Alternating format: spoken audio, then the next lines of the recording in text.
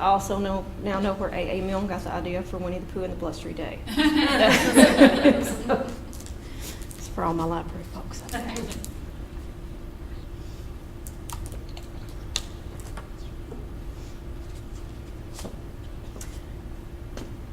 Would instead of standing at the podium bother you guys if I sit here? All right. Can everybody hear me without the microphone? I'm usually pretty loud, so.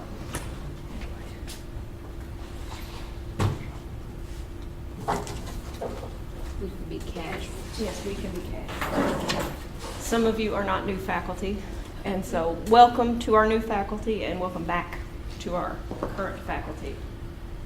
I'm Lee Boland. I'm the compliance coordinator in the Office of Institutional Diversity, Equity, and Access, which used to be called Equal Opportunity, if that gives you a better idea of what we do. With me, I have Hannah Durbin, who is our Deputy Title IX Coordinator. So if you have a Title IX issue, you may be speaking to Hannah, and she would be happy to help you out. Some of you may know her. She's also worked in Student Disability Services, so she's not a newbie to Murray State. Probably emailed some of you a lot. Yes, and Murray State alum, so we're always glad to get those back. How was everybody this morning? Good. All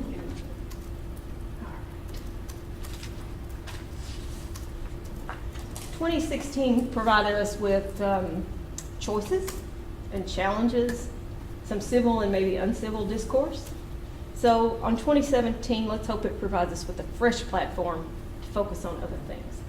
And what we want to focus on, what we all need to focus on, is doing the best job we can do to foster our students to grow and develop as not only racers, but as people in the world. Our job kind of is to remind you that safety and compliance are part of everyday life at Murray State. And so here's kind of an overview of what IDEA does for those of you that don't know. Excuse me. We handle a variety of things. If you have an exempt position that you're trying to fill in your department, HR will start that process. It will come over to us to verify fairness in hiring.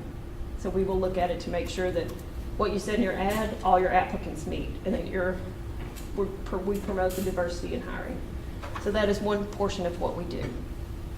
Another portion of what we do is handle allegations of illegal discrimination based on race, race, gender, religion, veteran status, disability, etc. So if you have any complaints or someone were to file a complaint against you, it would come through our office.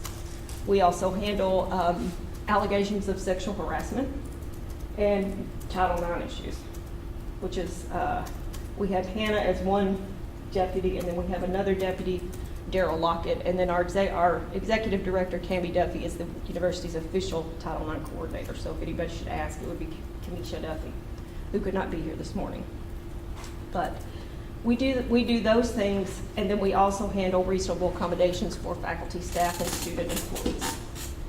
So that's a mouthful. I'm going to start off with our non-discrimination statement, which is kind of the basis for what our office does. I'm sure you've seen Rainy T. Wells around campus. So it has all the offices that are associated with this and the university's non-discrimination statement, which really is there to protect all of us as employees. As you may know, in December 2016, the Board of Regents updated the statement to comply with a host of law changes. And we've been working to update the publications. So we're trying to get the new posters out, which will have the red at the top. If you see the yellow ones, those are the old ones. I don't know that our student workers made it around to every building, so if you see yellow ones, we'll be glad to bring you some new ones. And an email rolled out from the provost for faculty to put in their new syllabi. That should always appear in your syllabi, so if it doesn't, go ahead and put that in there.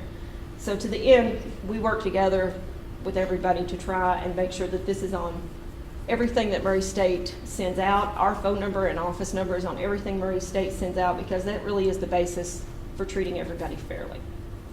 So if anybody has any questions, you can certainly send them our way.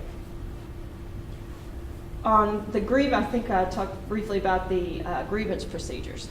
If you have a complaint or if someone lodges a complaint against you, our grievance procedures, which are some 39 pages, if you need reading help going to sleep, you can find those online. But basically, I will give you an overview. There are two types of complaints. You can have an allegation, which someone comes in and says, Hannah every day comes in and cusses me out and calls me names. I don't want her to know it's me, but I just want it to stop. So we would bring Hannah in and globally say, Hannah, is there anything that you can think of that, you know, might be causing concerns in your office? No. Well, you know, do you have, you know, do you treat anybody differently? Well, I do cuss Dr. Tommy out every day, 8 o'clock. That's how I get my day started. Well, is there a better way that you can get your day started so he doesn't have to be subjected to that? Oh, okay, well, yeah, I guess I can. And not pick somebody else to curse. So can we not call people names? And generally, we find that a lot of people do not realize that what they're doing is bothering somebody else. So a lot of times that will just cease. We will call that person in regardless and talk to them, but we will not use your name or your story unless you say, yeah, I want them to know. The second option is the formal complaint procedure. And what that is it is put into a document. Dr. Tommy alleges that Hannah comes in every day and calls him names and racial slurs and shows him pictures he doesn't want to look at. And at the bottom it says, Ed Tommy. So she is served with that. Then she gets to write a response, which would go back to Dr. Tommy. Then we would do a full investigation of what is occurring between both parties. We would render a recommendation for the VP of whatever unit that has to be. And if it were academic, it would be the provost. And once that is done, we send those recommendations to the provost, who can say, these recommendations are great, I agree with all of them, I agree with none of them, or I agree with them, but I want to add to them. So it's up to them at that point to render the exact decision. After that, the parties would have 7 days to appeal, and at that point, the president appoints a three-member panel of faculty, a staff, and I can't remember who the other person is, but 3 people who have nothing to do with it to hear it and look at it as brand new, and then they would render a decision to give to the president. So that's how that works. The majority of ours are inquiries. However, we do handle some cases, and those are, let me just say, they take longer than people would think, and there's just a lot of work involved, but we are more than happy to do it as a service to our employees. So if you ever need that, do not feel intimidated, because it's all in writing. But we would be happy to do an inquiry as well. The 2 types of sexual harassment complaints that we investigate are quid pro quo, this for that. If you do this, then I'll give you that. If you don't do this, then I'll do that. That's a pretty easy one, and we don't get a lot of those because people just generally don't put up with that. They're like, mm-mm. The other one, which is more nebulous, is the hostile work environment, which comes up. And if it comes up because Hannah likes U of L and I like UK and we can't get along, that's an HR issue, because we just can't get along because of our personalities. If it's hostile because of one of the protected classes, such as race, gender, religion, then it would come through us. So HR, we walk kind of a fine line with them, and we work with them. And sometimes things come to us that end up going over there, and sometimes things go over there that end up coming to us. So we work closely with them. So those are the 2 types of sexual harassment complaints that we do. And then, of course, we have Title IX, which is a whole other bailiwick. Our message on campus is we don't want any racer to be mistreated.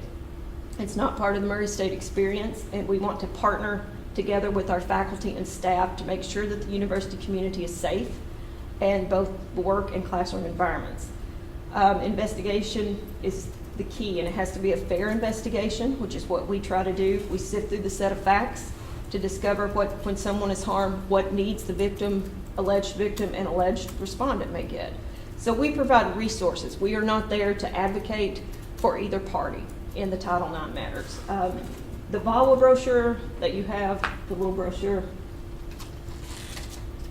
this, every year the government adds more and more stuff, so the print gets smaller and smaller every year in these as the laws change.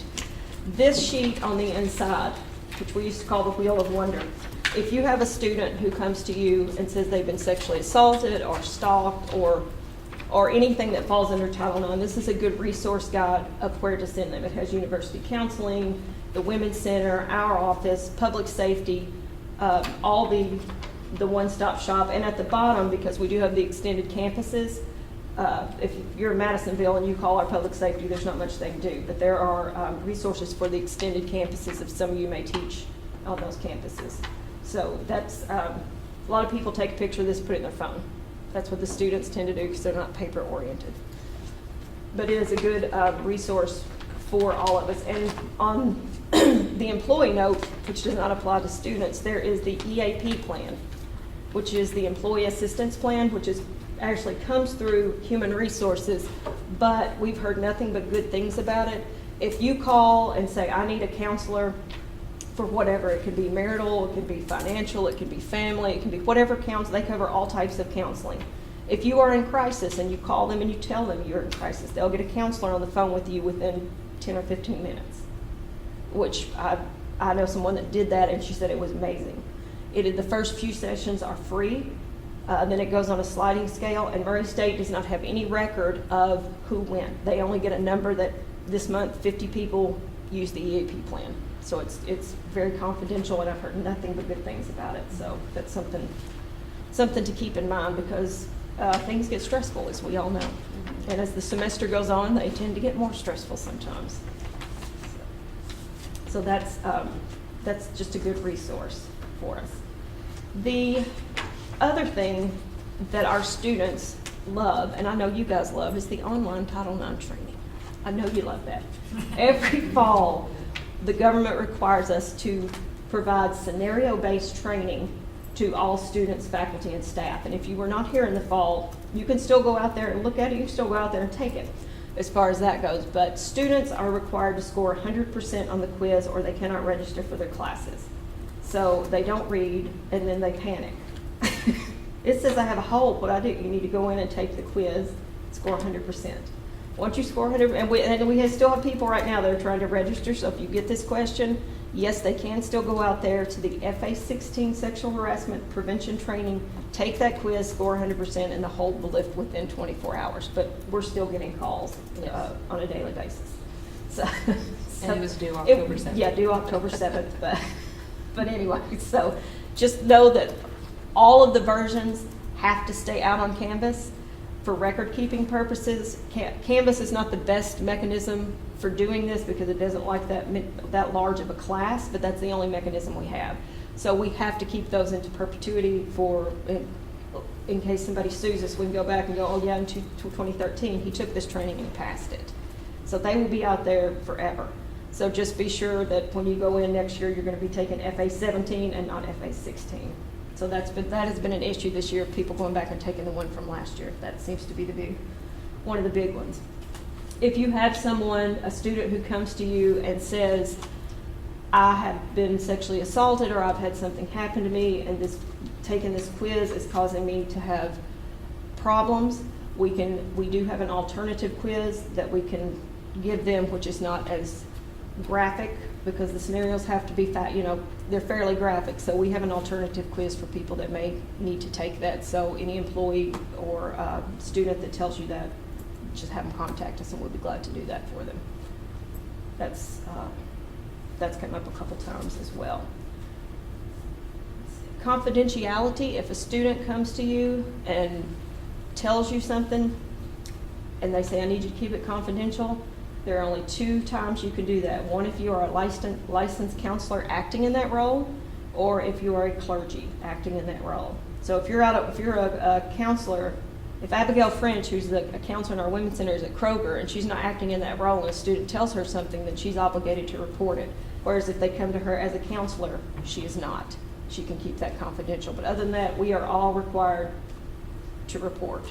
So, and the minute that you know about it is the minute the university knows about it, and that's the minute the clock starts ticking, according to the government. So it doesn't matter if maybe somebody tells you and then you say, oh, that's not that big a deal, and then 6 months later they came and they say, I told her 6 months ago and she didn't do anything. So the government looks at it from 6 months ago. We sat around and twiddled our thumbs, and they don't care for that. So the minute you know, pick up the phone, call us. You can report it to us. If it's not something for us, we will certainly get it to the right place, or if it needs to involve public safety, we will certainly get it to public safety and vice versa with them as well. So we're not open in the middle of the night, thank goodness. So if you were to have a student call you in the middle of the night, public safety is available 24/7. You call them at 809-2222, and they will get that report to us the next day, or they will find Cammie and she will get out of bed and go. There is also a counselor available 24/7 through public safety. And not a lot of folks know that, but you have to tell them, I have a student or a person student in crisis, they need a counselor, they will get the on-call counselor to them. So those are good resources because our students sometimes struggle, and I think last semester we had a lot of struggling students who just don't have the coping skills that sometimes they need to You're going to go. get those reports in many different routes, so just be aware of that. Students aren't always going to come up to you and say, hey, I was sexually assaulted. Yeah. A lot of times they'll have a homework assignment, tell me something about your past. Boom, there it is. You need to report that to us. A lot of times they'll say, I'm so sorry I missed class. My boyfriend was abusing me, da-da-da. Boom, there it is. You need to report that. So it's going to come in all kinds of different hidden routes that you still need to report it to us, so just be aware of that. And if you're even iffy about something, go ahead and call us and report it, and we'll check into the matter on each case. But if you're ever like, I think that's something, obviously this happened a long time ago, still, it's your responsibility to report it to us. I know sometimes it gets kind of like, oh, I don't want, this was something they told me in confidence. It's still, and you're welcome to tell them that. We'll reiterate to them, it's their responsibility to report, they were following the guidelines. And then usually, that takes care of any kind of upset feelings. And you're done at that point, unless Correct. we have a question, but you're done at that point. We are also required every year due to the Cleary report, which Hannah is working on our stats now. Every year, public safety is required to publish this. This is also online. The crime stats are online daily. This covers everything under the sun, and you can go out and look at it. So if you're a parent and you're looking at Murray State, you can go out and see how many murders we had, how many thefts we had, how many sexual assaults we had for the year. And this came about due to Jean Cleary, who was murdered in her dorm room, and her parents fought to bring forth the Cleary Act because the school knew that they'd had several incidents of violent crimes in that area, and nobody told them that was not public, and so had they known, she might have made a different choice. So that's the Cleary Act, and that's where your annual security report comes in. And it's published once a year, but it is online all the time, and it's updated daily through public safety. So our office helps with some of the stats on that, and Hannah, thank goodness, and not me, is working on that. So Thank you. The last thing I think we have is reasonable accommodations. And I don't know, have you all ever had to have a reasonable accommodation in your workplace? This is the form. It is also online. If you are an employee or a student employee, it comes through our office. So let's say I go out and I fall down and break my leg, and I'm going to have to be in a wheelchair for a month with my leg stretched out. Well, I'm going to need accessible parking probably. I'm going to need maybe a different route into the office or a different chair or table when I get there. So that would go through our office. And the employee fills out the first part. Here's what I'm asking for. Then you would take it to your medical provider, who fills out the second portion. They send it to us, and we would send it to your supervisor saying, Hannah needs a desk that's higher and wider for this length of time. And it can these can change. They can be permanent or they can be temporary, and they can be updated as the needs change. We also handle accessible parking for employees. So if you need a temporary accessible parking or a permanent accessible parking permit, you would go through our office. And even if you have a state placard, you still have to have a Murray State one as well, or you will get a ticket. So that's we work with public safety through that. We never discuss your medical condition with your supervisor, and we encourage you all not to go back into your unit and discuss your medical condition, because that's between you and your doctor. And this form stays on file in our office. If it's a workman's comp issue, you would go through Courtney Hickson, and if you need leave options, you would go through Courtney Hickson's office as well, and she and I work together to get these done, because a lot of times accommodations will also require some extra leave time. So if you don't have leave time built up and you need personal leave, or if you need FMLA, that will come through her, but it can also involve an accommodation. For student accommodations, it would go through the Office of Student Disability Services, which is Velvet Wilson's office on the 4th floor of Wells Hall. It's a similar process, similar form, and she would handle any of those. So if you have a person who has a service animal that needs to go to class, that would go through Velvet's office. If it's a student employee who has a service dog that needs to go to work, that would come through us. And we do have several service animals on campus this year. We have not had any miniature ponies yet, and I'm real glad because the 2 service animals that are allowed are dogs and miniature ponies. So we don't want any miniature ponies, but we do have several dogs. And a service animal is different than a comfort animal. A comfort animal can only be in your residence. So if you have someone wanting to bring their comfort animal, which may be a cat, a snake, a rat, whatever, to your class, that's not the same as a service animal. A service animal, we have to have a letter from their medical provider saying this animal performs these tasks for this person. If it's anxiety, it's the dog, calms the person down, keeps them calm. So that the dog has a task, and it is related to their disability. But if it's just you need to carry your dog in your purse because it makes you feel good, that's a comfort animal, which is totally different, and that's something housing deals with more than us. So there are a lot of animals on campus that, just so you know. Apparently we've had some snakes in some backpacks, which is a little frightening for me. But I want them to stay in the backpack, but yeah. But yeah. But one day one was poking its head out, and I was like, that is a snake. So yeah, I was walking down the quad, and it was a little scary. So anyway, we do have some snakes in backpacks. But yeah, so service animals and comfort animals are two different things, but we are getting more and more of them each year. Is there anything here that you can think of that I've skipped over?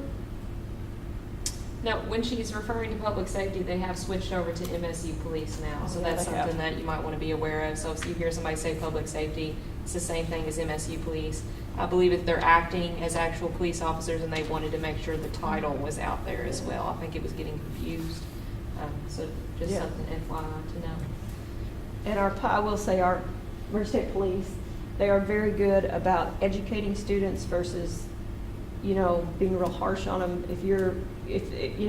I feel that they look at it most of the time like you're a student. This is your opportunity to learn and grow. Mm-hmm. And so we're not going to come down on you so hard unless it's, heinous. But they really do try to educate our students, which is very, very good. They're good.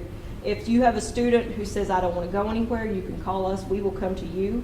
Public safety will also come to you. If we have somebody come to our office and it's going to turn out that they need the city police or the county sheriff or public safety, we try to bring them there so the student only has one stop, because it's harder.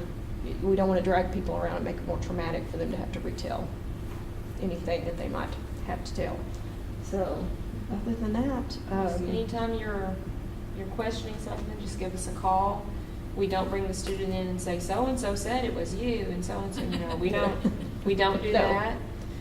We just say that it's coming to our attention, and, here's what we can do for you, here's how we can assist, here's, give us an outline of what kind of happened, and we go from there, so. And we offer them resources across campus, so. and respondents have rights just like the Correct. alleged victim, so they have resources as well. There's always university counseling, there's Four Rivers, so we are there as a resource for both parties because it's traumatic for both people. So we try to get people to the right place where they can get some help. So do y'all have any questions? I have several. Just to confirm, comfort animals, Yes. they're not allowed in the classrooms. Correct. Comfort animals, no. Okay. Service animals, yes. And if it's a student, you can call Velvet's office. They keep or they did, I'm assuming they still do keep a I list of. don't think they have to register all They- service animals with them. They don't. Now, if they're in housing, they probably know about it, but if they're off campus, they may not. But a comfort animal is not supposed to be out in class. A service animal, yes. And there are 2 questions you can ask about a service animal. Is this a service animal? And what function or task does it perform for you? Those are the 2 questions. And there is no national registry, no national training.